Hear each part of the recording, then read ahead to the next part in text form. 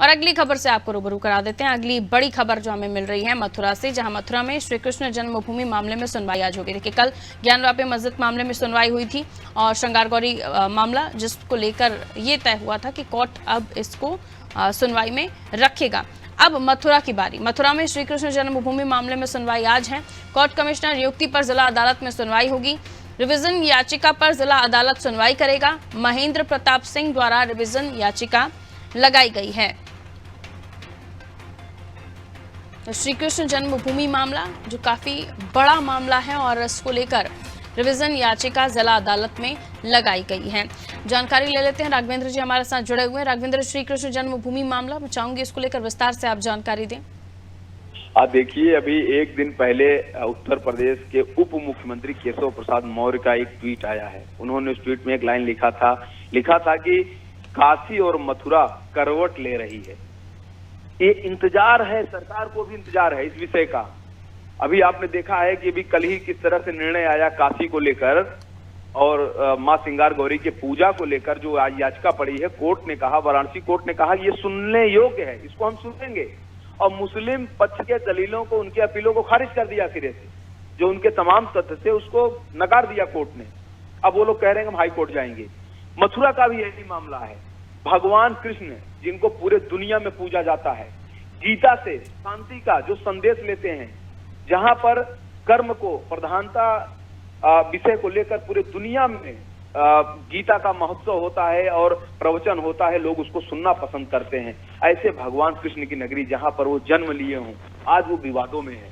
आज वहां पर मस्जिद बनी है, ठीक है, बना है, लेकिन ये मामला कोर्ट में है, कोर्ट में लगातार चल रहा है। अब क्या है कि जो ये याचिकाएं जा रही हैं वो सिर्फ और सिर्फ सर्वे के लिए जा रही हैं कि भाई सर्वे तो करके देखिए, आप इजाजत दीजिए कि मंदिर है कि मस्जिद है, क्या है, पुराने पत्थर, पुराने सबूत कुछ तो मिलेंगे।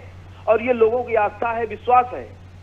और दोनों पक्ष अपने अपने चीजों में लगे हैं। चूंकि क्या है, मुस्लिम पक्ष इसलिए दिख रहा है कि वहां पर मस्जिद दिख रही है, वो उसके ऊपर है। लेकिन जो हिंदुओं का जो पक्ष है, श्रद्धालुओं का जो पक्ष है, वो ये है कि श्री कृष्ण की ये जन्मस्थली है, कौन नहीं जानता है। किसी भी शास्त्र में देखिए, किसी भी चीजों में देखिए, यहाँ जो द्वापर की पूरी कहानी, पूरी चीजें यहाँ पर लिखी गई हैं। तो इस आस्था से इन चीजों पर आज सुनवाई होनी है। लगातार हिंदू पक्ष सर्वे की मांग कर रहा है। अब देखिए कोर्ट क्या आदेश देता है, क्या निर्देश देता है, क्या डायरेक्शन देता है। ये तो अब जब शुरू होगी वहां पर सुनवाई तो पता चलेगा। लेकिन निश्चित तौर से भारत के लिए, उत्तर प्रदेश के लिए या पूरे दुनिया के लिए यह बहुत ही महत्वपूर्ण विषय है। ये आस्था का विषय है, शांति का विषय है, विश्वास का विषय है और भारतीयों के तो सम्मान उनके भगवान का विषय है।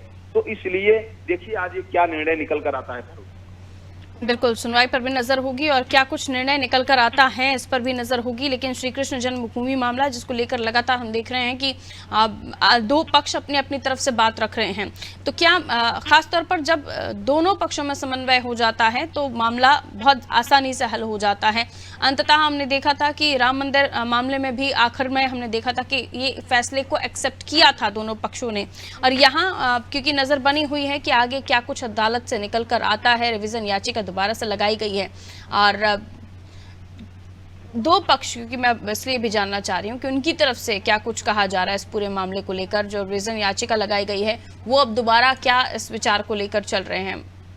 अब देखिए, जो दोनों पक्ष हैं वो मिलने की तो कोई बात ही नहीं है। अब आप सोचिए ना, कल जिस तरह से काशी में जो एक निर्देश आया है कोर्ट का, उसके बाद मुस्लिम पक्ष कह रहा है कि हम हाई कोर्ट में जाएंगे।